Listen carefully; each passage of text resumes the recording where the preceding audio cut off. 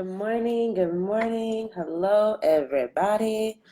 Welcome to the Hawk Hustle Morning Show. My name is Jerisha Hawk. I am your host. I am a high-ticket sales coach, business consultant, and I specialize in helping coaches and consultants and freelancers take the skills they already have, package those into a high-ticket service, and primarily teach them how to sell consistently, how to convert clients consistently. And we're going to be chit-chatting today. As many of you know, I just got back home from Summit 21, which was one of the most amazing conferences I have been privy to have attended and participated in.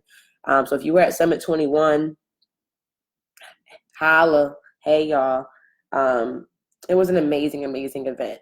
But I wanted to do a recap, and not a recap, but we had so many, I have received so many questions from you guys via DM, and in my, really just via DM, asking more deeper questions based off of my keynote session yesterday. Not keynote, it was a Ask Me Anything. It was an Ask Me Anything session. And I was if you weren't at Summit 21, I was talking all about, the name of my session was called The Price is Tight, how to raise your rates how to charge, what was my title called? The Price is Tight. I think it was how to raise your rates without sacrificing your worth, something along those lines.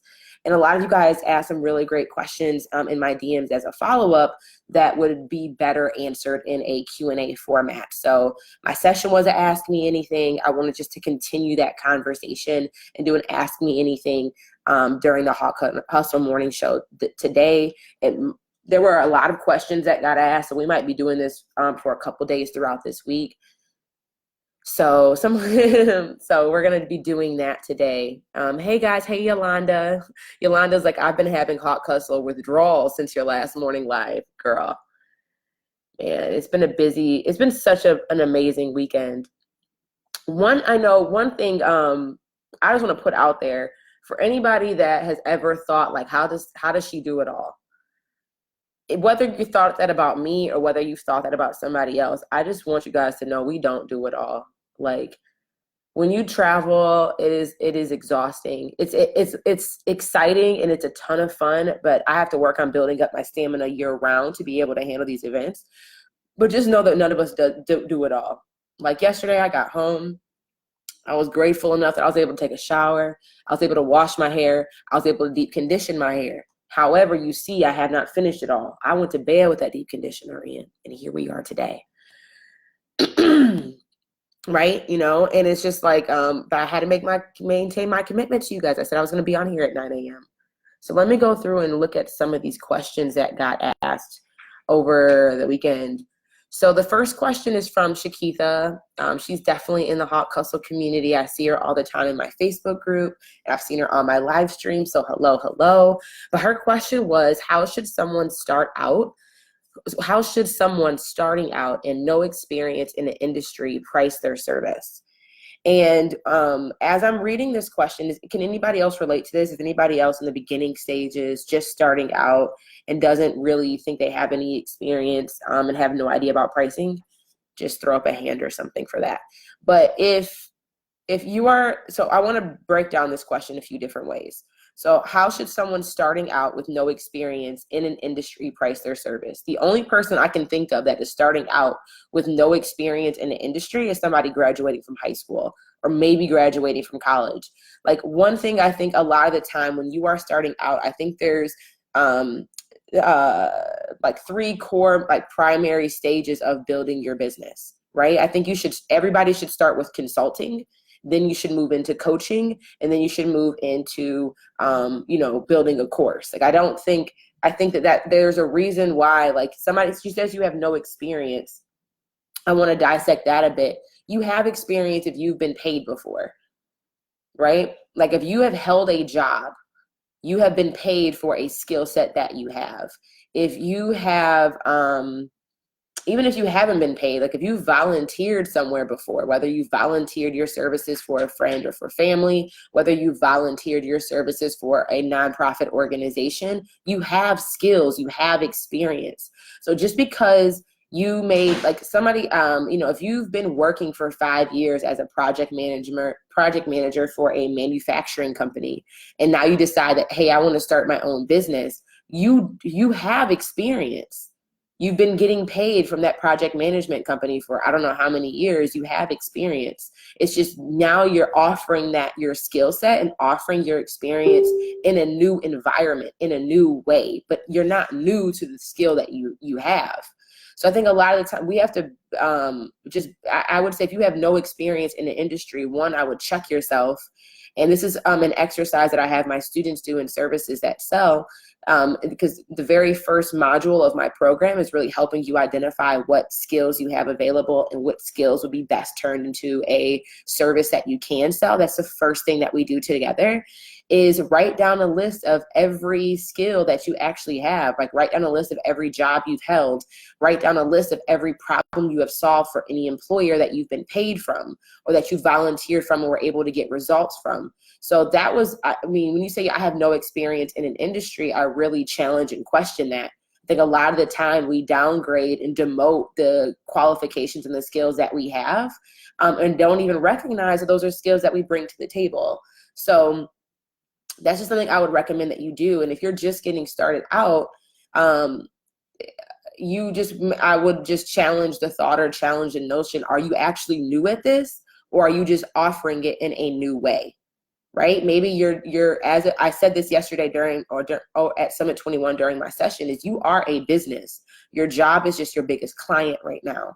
So maybe that this is your first time where you're going and having to put yourself out there to serve more clients, but I highly doubt you're brand new. I highly doubt it.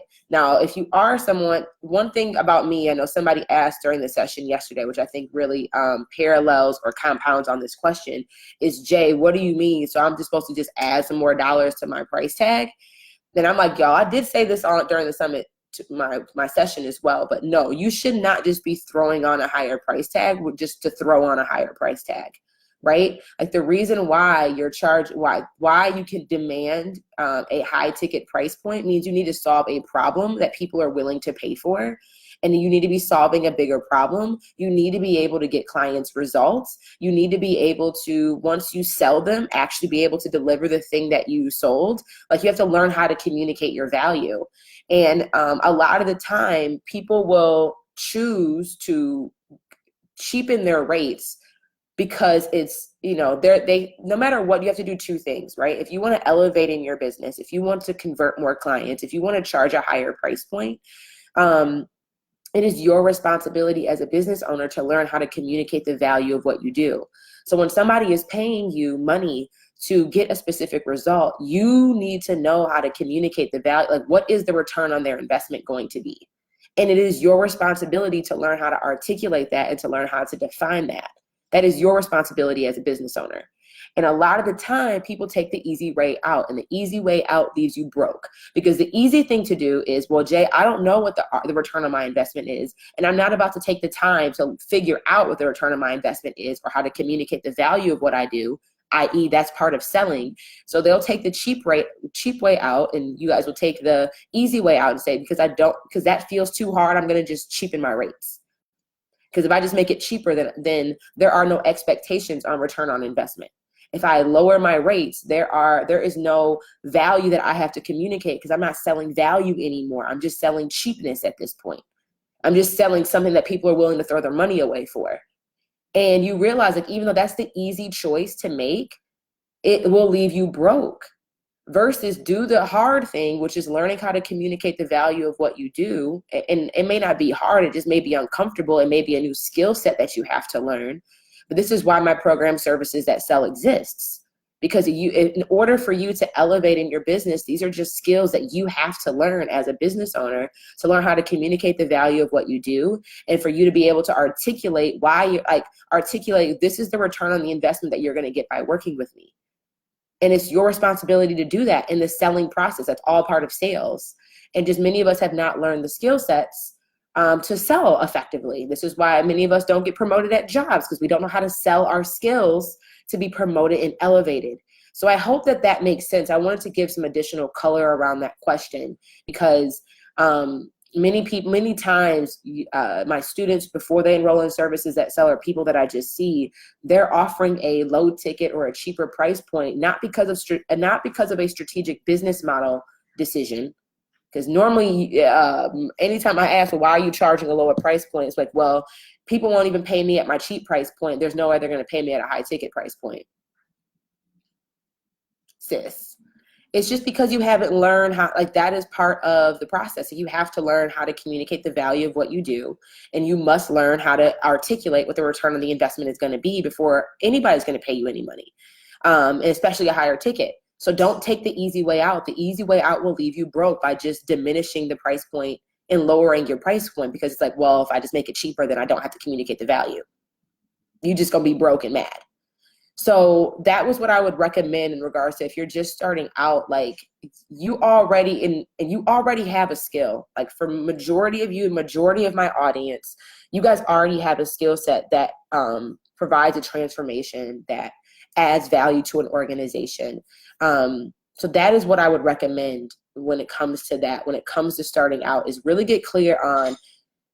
And then another thing I mentioned yesterday or over the weekend was, every idea is a great idea.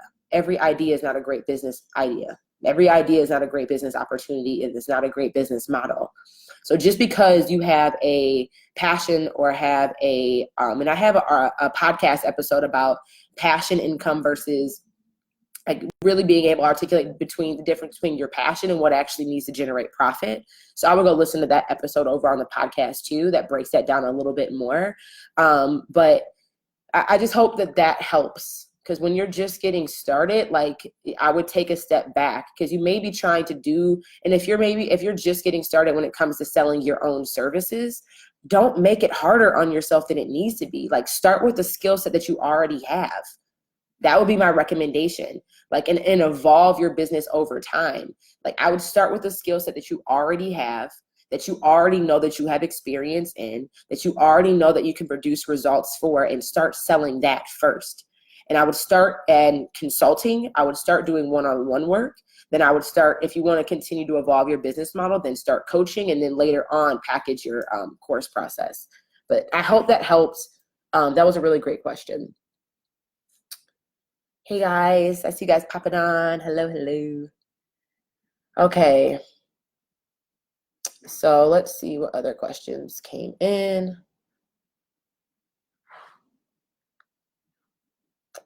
Okay.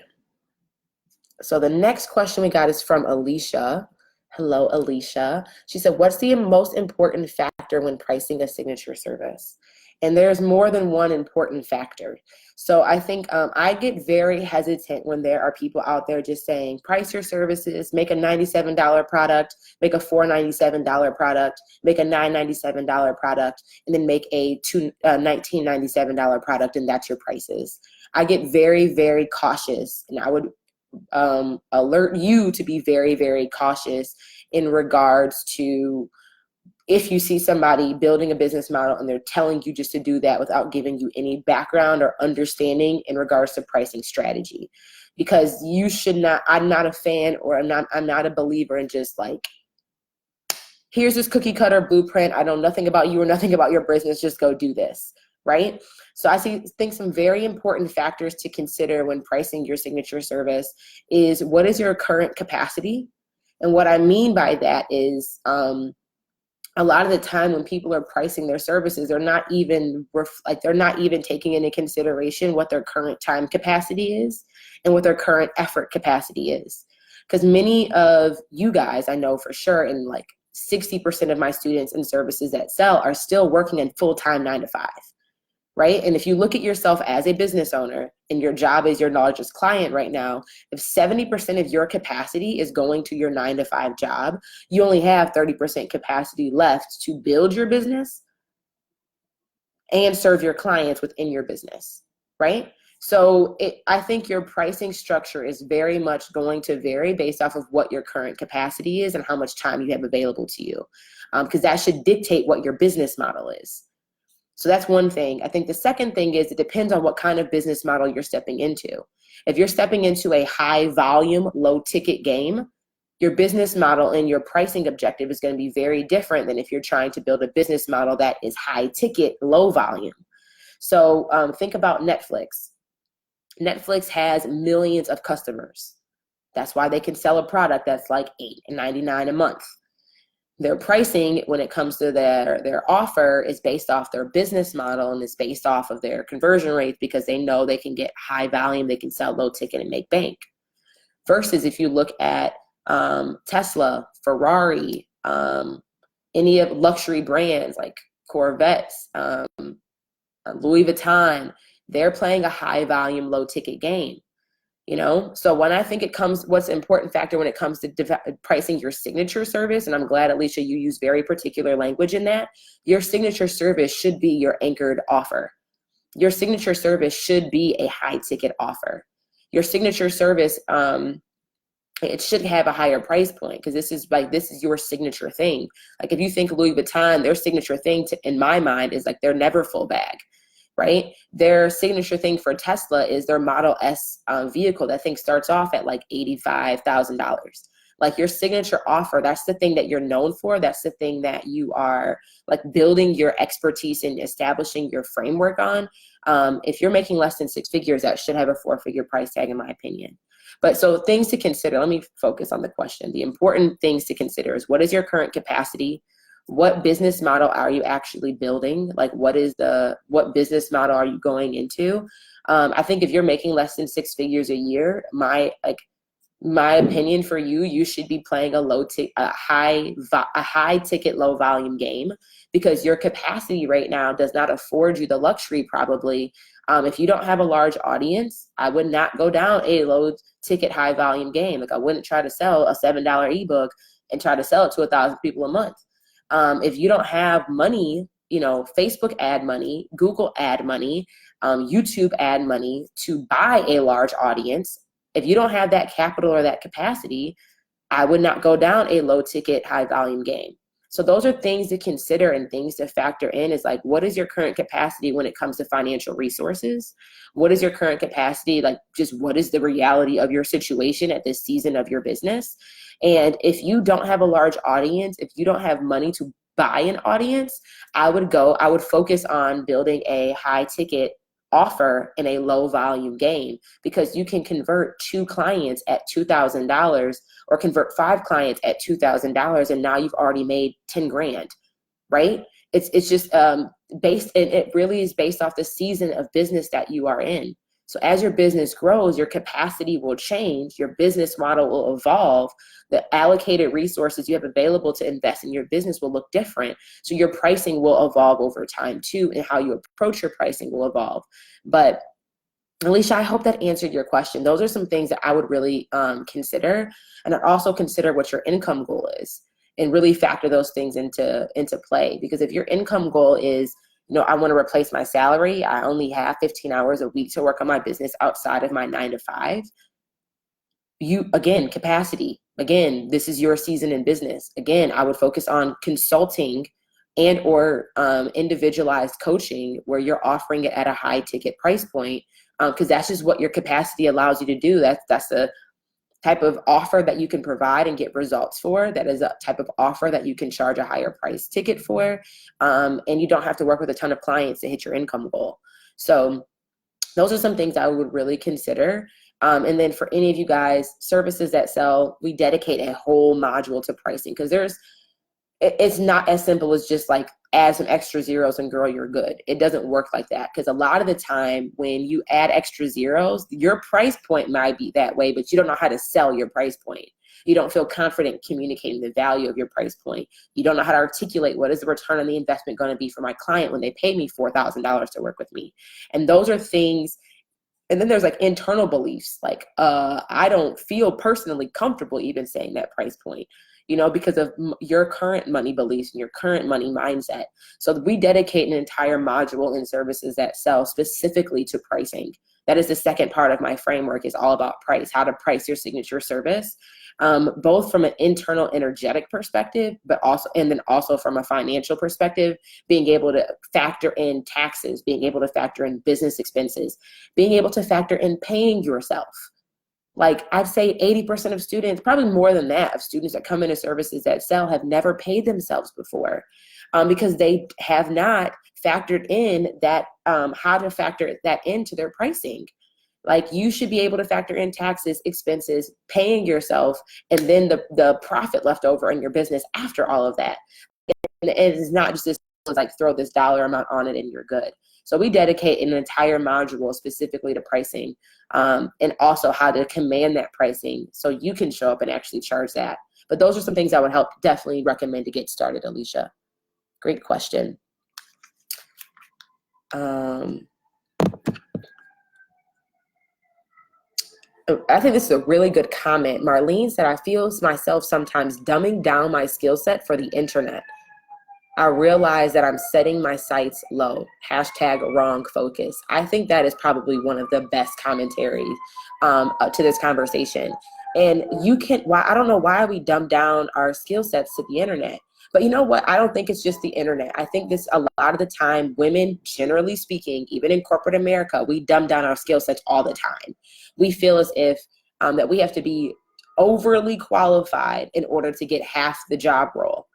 This is why so many women don't go for the job, or don't ask for the higher salary, or don't apply for the position. Because a lot of the time, women especially, and even more especially women of color, they dumb down their skill set. And then you think about, this is another point that I made during Summit 21, is we come from a work environment where we are undervalued, underpaid, and overworked. And then we recreate a business and we do the exact same things to ourselves. We will start a business and underpay ourselves, or not pay ourselves. We will overwork ourselves. We will dumb down our skill sets. We won't really step up to the table. And now, we are literally recreating the environment that we're trying to leave, and the environment that we say that we're over and we hate and that we don't want to be in anymore. And Marlene, I just think this is evident, not just in the internet space, not just in building our own business, but it's also very evident in the corporate world. And I think a lot of the time you see more women now rising to the occasion. You see more women now like really stepping up. Like so many women are starting businesses. So many of us are like, now is our time. Like Miss Maxine, Congresswoman Maxine's like, we're reclaiming our time. We are reclaiming our position. But many of us have not learned the tools to effectively do that. And so much of the tools that allow you to effectively own your skill set, communicate the value of what you do, understand that my skill set adds this to your bottom line, and for you to also have the confidence and the clarity to be able to demand that, just you energetically, confidently as a person. So much of that is just learning how to sell. All of that is learning how to sell and getting comfortable with that, because that's what you're doing. So this is why, why Services That Sell exists, because I am, my mission, the reason behind why my curriculum even exists is because I don't want, it's not just, the time for us having a seat at the table is done. I don't want a seat at the table. I don't want you just to have a seat at the table. I want you to have a seat at that table, have a voice once you get there, be in a position of authority and power, and your pay matches. Like, I don't want just a seat at the table, but then I got to be mute. Nah, bruh. Nah, bruh. If I have to, if necessary, I will build my own table. I will sit at that table, but I will have a voice once I get at that table. And that voice means you have authority, you have power, and you are making your money. Okay? I don't just want to have a seat. I don't want to just be in a room. No, y'all gonna hear me. You gonna see me. Right? So I think, Marlene, I think it's a very valid point. I think a lot of time we do dumb down our skill set to the internet. But I think we've been just dumbing down our skill sets for like far too often, in every arena. And it's just time, like it's in guys, like, and ladies, like my thing is, it's just a skill. You just need to learn. It is not that you're incompetent. It's not that this is not available for you or to you. It's just, you just have to learn how to communicate your value. You have to learn how to identify, this is my skill set and this is the return on the investment that I bring, and this is how this impacts your bottom line. Like, and then be completely unapologetic about it. It's just a skill set that you have to learn. These are just tools you have to learn. And if you're wondering, where do I learn that? Invest in services that sell. That is where we learn it. Okay. You out of here? You leaving? Bye. Okay. So this is a great question. I think Priceless PD asks, what if our aim is to provide affordable options since so many things are expensive? There is a lot wrapped up in that question. I think affordable and expensive are very relative terms. I think those are very relative terms. So what is expensive to one person is not expensive to another, right? And I think, this question I think is a very good question, because many of us approach this, and this is one of the things that I mentioned at Summit 21, is we have to make sure that you are not projecting your limiting money beliefs onto your potential clients. I'm going to say that one more time. You have to make sure that you are not projecting your limiting money beliefs onto your potential clients. So what is expensive to one person is not expensive to another. What is affordable to one person is not affordable to another. So let me ask you guys a question. We're going to do a quick exercise. So let's say you guys are all here because at some point y'all trying to build a business and make some more money and do something, right? Let's say that let's say I have a program, I have coaching, I have consulting, whatever, that will show you guys how to make $100,000, right? So the value that you're going to get, the return on the investment, I will show you how to make six figures. I'll show you how to make $100,000. Now, what if I told you the price point to learn how to make $100,000 was $10,000? If you pay me $10,000, I will show you how to make $100,000. Would that be too expensive? Would that be an affordable price point? Just give me a yes or a no. If you had to pay $10,000, let me know, would you do it? If you had to pay $10,000 to learn how to make $100,000, is that expensive? Just let me know. And to some, it might be. Like, to some, people might have the mindset that, what do you mean I got to pay $10,000? You guys are saying, like, yes, you would pay for that. Yes, yes, yes, you guys would pay for that. Reason being is, it is many times when we are investing in something, we get too fixated. And so this is paramount, and this compounds based on the last question.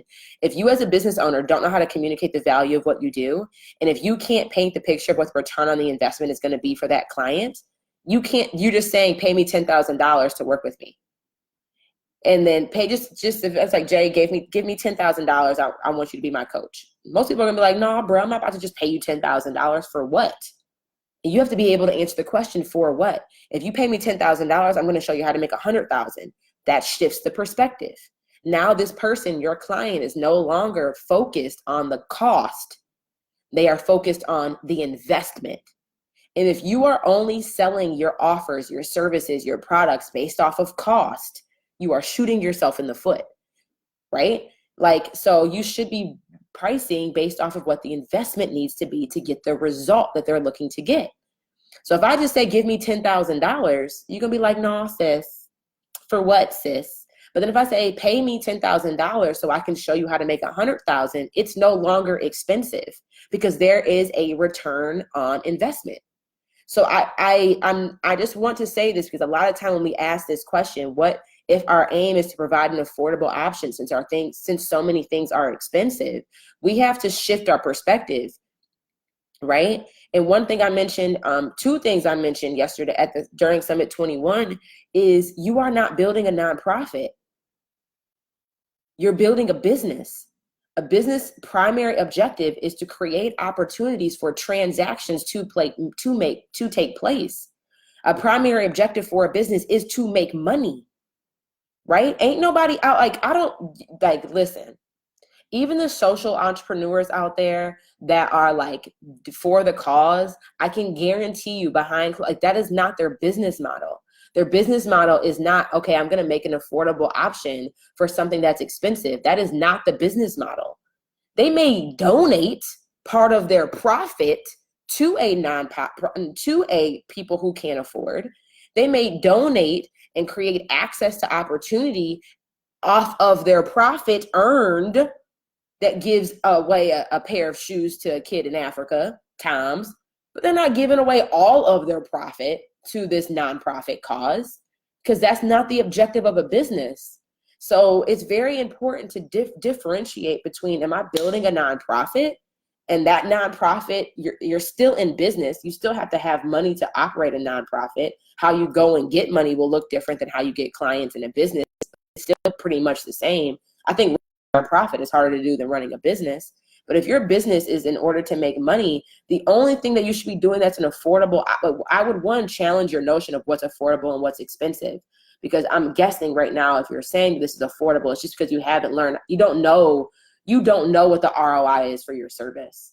And if you don't know what the return on the investment is going to be for your service, it's very hard to price your offer based off of that. And it's hard for you to know what's expensive and what's not.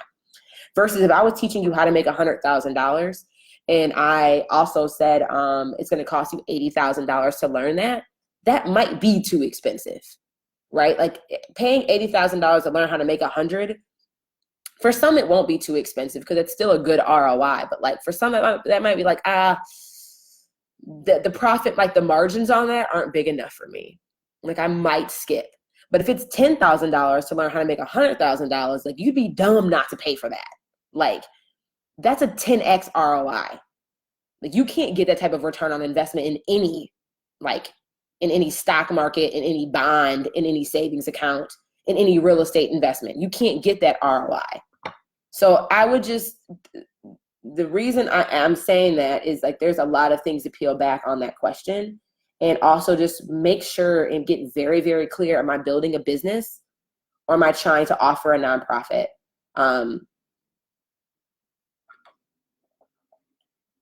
And if you have a social cause attached to you that you care about, there is something that you want to give back to, make more money in your business so you have more profit. So then you can give away some of the profit versus pocketing some of that profit, right?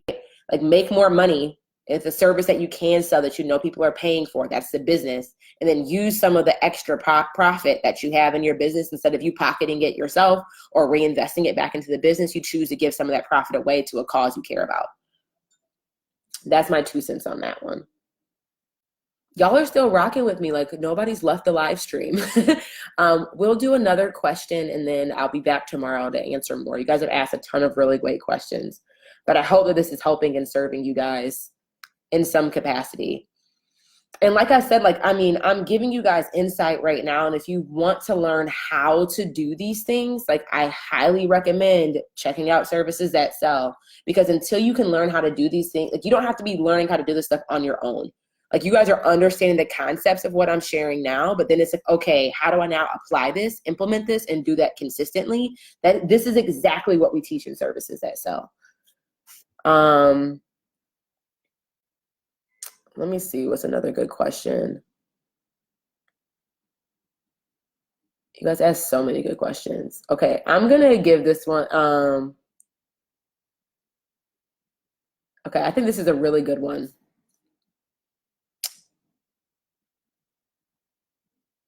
This is from Zach in Action. Is how did it feel to be a boss in a room full of bosses? Share tips on holding your own. This is such a good question. Because so often, one, I just wonder why, like, okay, let me just answer this question. For me, being a boss inside of a room full of bosses, like it was an honor. Like it was twofold. Like I was very, very grateful to be invited to speak at Summit 21. And the lineup, like when I started looking at who else was speaking, I was like, bruh, a young thug is arriving. Like we are getting there. Because it was me, it was Carlene Roy of the Vanity Group, it was Nicole Linnell of Nicole Linnell, and Maddie James was there. Carucci was also in attendance. Mrs. Knowles, Beyonce's mama, spoke. Congresswoman Maxine Waters spoke. Like, it was Nicola Matthews of Side Hustle Pro, Danielle Leslie. Like, it was a room, honey, of like straight bosses. And it was very affirming to be invited to say, hey, we see you. We recognize you. We want you to be on our stage. We know that you can add value. It was a very affirming moment, because I think sometimes when you're building a business and you're like in your home and you're on your couch and you're just behind your laptop, moments can just feel like, what the heck am I doing? Like, I don't know if any, like, I don't even know if I need to even have my business anymore. There are moments where it is just tough and you are just questioning all aspects of existence, right?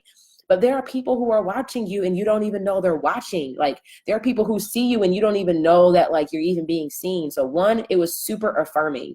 And then the second, I think, about being a boss, how did it feel?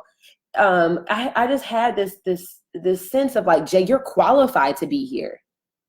Like, yes, you're honored to be here. Yes, I'm humbled to be invited. Yes, I'm grateful to be taking the stage. But like, no, like, I'm qualified to be here. I am qualified to be here. And that was just another moment when I say it was very affirming. It was very awesome to have that sense of like, this wasn't a handout. Like, they didn't give me a handout by inviting me to be on this stage. Like, this is not it was not a handout. Like, and it was not a mistake that they made. Right? Like, I think sometimes we can doubt, like, I don't know about y'all, but I know for me in my younger years, I think sometimes we can doubt, like, why did they invite me for this? I'm not ready for this. And like, we do the same thing to God. God be like, I'm calling you for something higher. And we be like, nah, bro, I think you did knock on the wrong door. I don't know if that blessing was meant for me. I don't know. I don't think I can do that, God. But it was very affirming. I was like, Jay, you fucking qualified for this, bro. I was hyping myself up. Yeah, I was cussing a little bit. I was hyping myself up. Like, you are qualified for this. Go kill that shit. I was like, yeah. It was very affirming. It reminds me, like, I do XFit. It's like a version of CrossFit.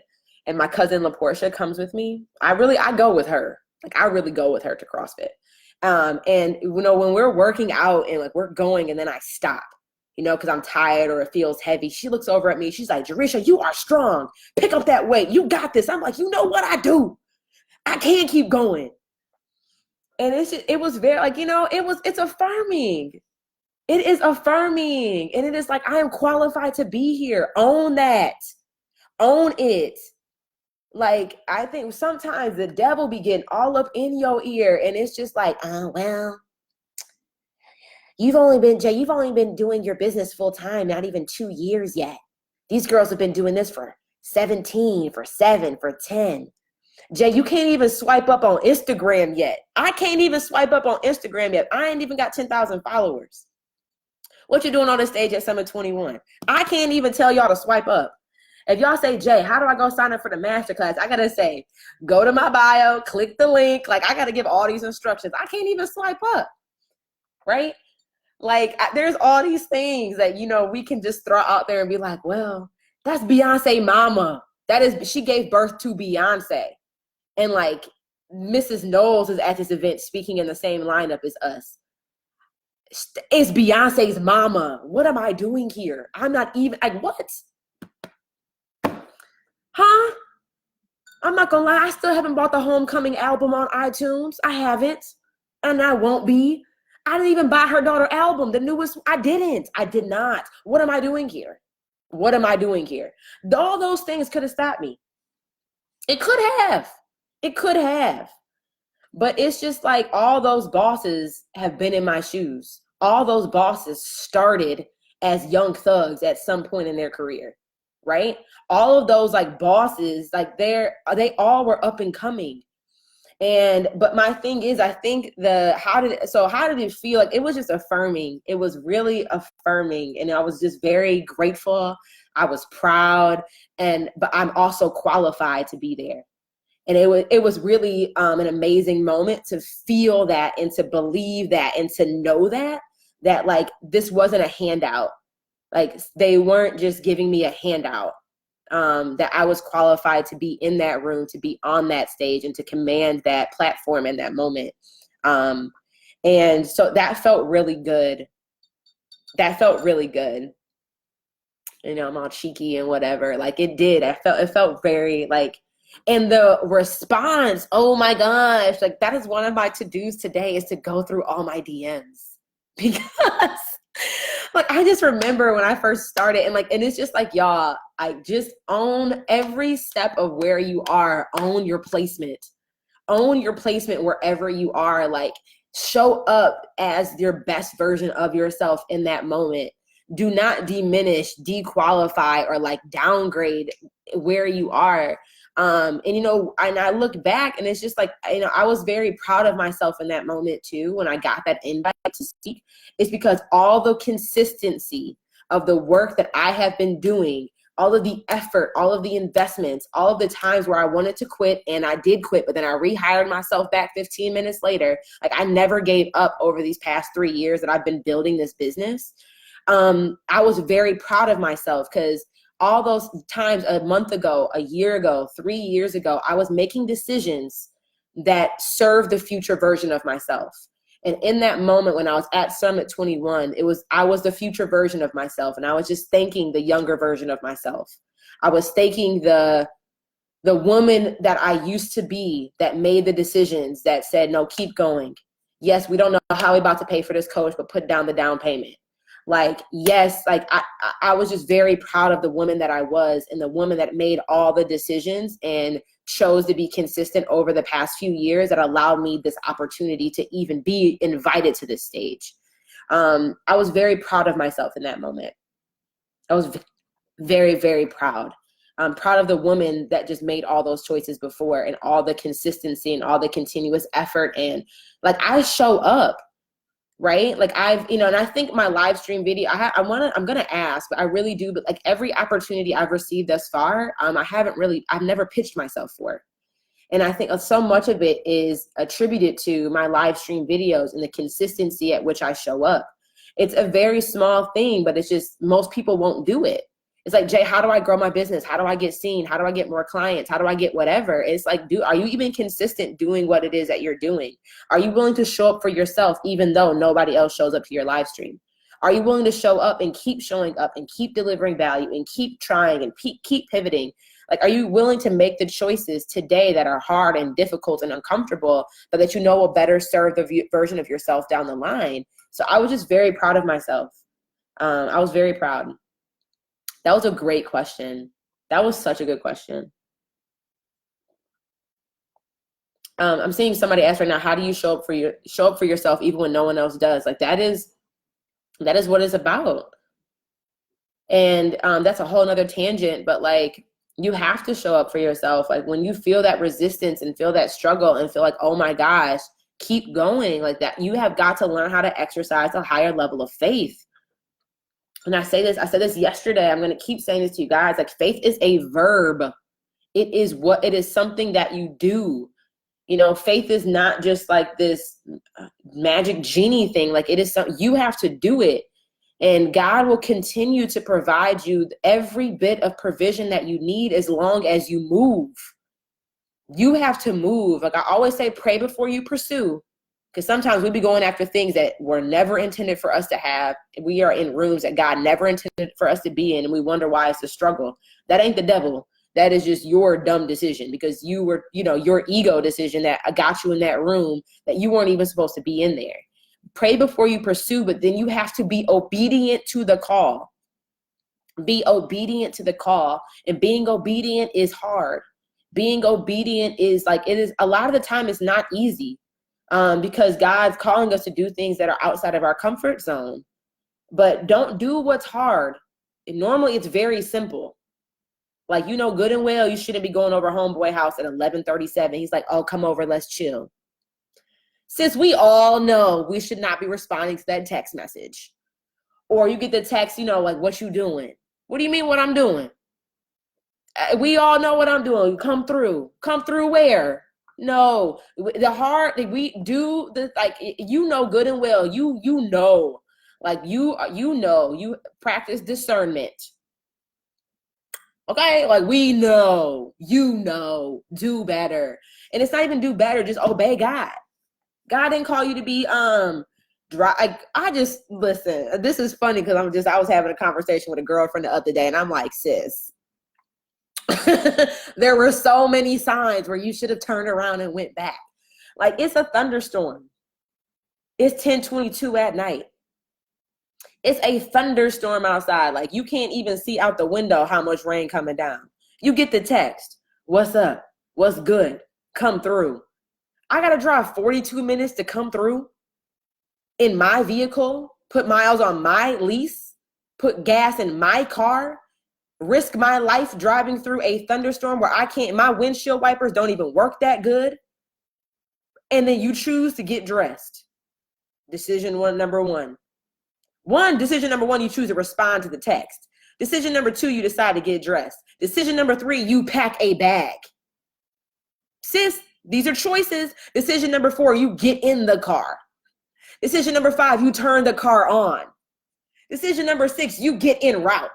Y'all, you didn't just end up at the brother house. You didn't.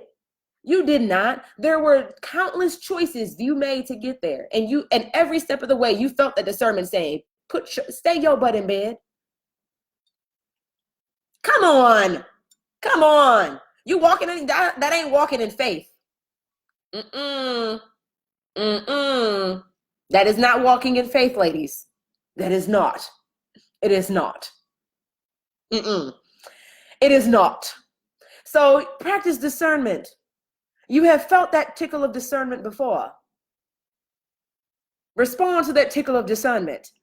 That was not discernment leading you down that path. Discernment was telling you to walk away, stay in bed, do not turn on that vehicle, don't do it.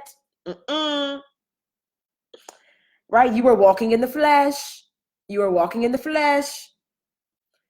So I don't even know how we got on this topic, but my thing is, you got to walk in faith. Because the easy decision is just to do what you've always done. The easy decision is to do what you've always done. That is the easy decision. You know, good and well, I don't even like this dude. I don't even like him. Don't do the easy decision. Do the thing that is hard. Do the thing that is uncomfortable. Do the thing that, like, well, what if he doesn't like me anymore after this? What if, sis? That's probably the blessing that God been trying to grant you with, for the brother to drop off. Like, don't do what's easy. And a lot of the time you have to obey what you've been called to do. You have to obey. But it will get easier over time. Like, because that's a muscle you have to build up. You've been breaking promises with yourself for so long. Your subconscious doesn't even trust you anymore. Right. The easy decision leads to a harder life. Do the thing that's hard. And normally it's just hard because it's uncomfortable. We can't forecast what's going to happen. We have all these worries and doubts about how it's going to backfire. But God, when he calls you to do something, he's not telling you to jump off a cliff. He's not telling you to drown yourself. He's just trying to get you closer to the abundant life. So these were fantastic questions, guys. I know that was great questions. Great questions. And we've been on here for a hot minute. So I'll be back tomorrow. There probably will be more questions because there's we had a slew of questions come in just about Summit 21 and about the Summit 21 experience. So we'll probably talk about that tomorrow on the Hot Hustle Morning Show. But if you have any more questions, feel free to submit them. And I will talk to you guys soon. And if you guys are ready to learn, okay, what's the next step for me in regards to learning about services that sell and figuring out if that program is the best fit for me at this season in my business, there is a link in my bio. Y'all know I can't swipe up yet. Jay ain't that swipe up feature yet. But there's a link in my bio that will take you to jerishahawk.com/workshop. And you can register for my next masterclass training. It will walk you through my framework. It will walk you through my methodology. And at the end of that workshop, you will have the opportunity. You'll be invited to enroll in services that sell. So I recommend that you go do that so you can start implementing and applying a lot of the principles that we talked about today. And yes, I'm the Hot Custom Morning Show. We're going to be doing this for the month of June. We might keep doing this afterwards if the demand is high enough. Monday through Friday, 9 a.m. Eastern Standard Time. Okay, 9 a.m. Eastern Standard Time on Facebook Live, and I'm on IG Live, so you can catch me in either place you'd like to hang out. So I will talk to you guys soon. Be blessed. Have a great day, guys.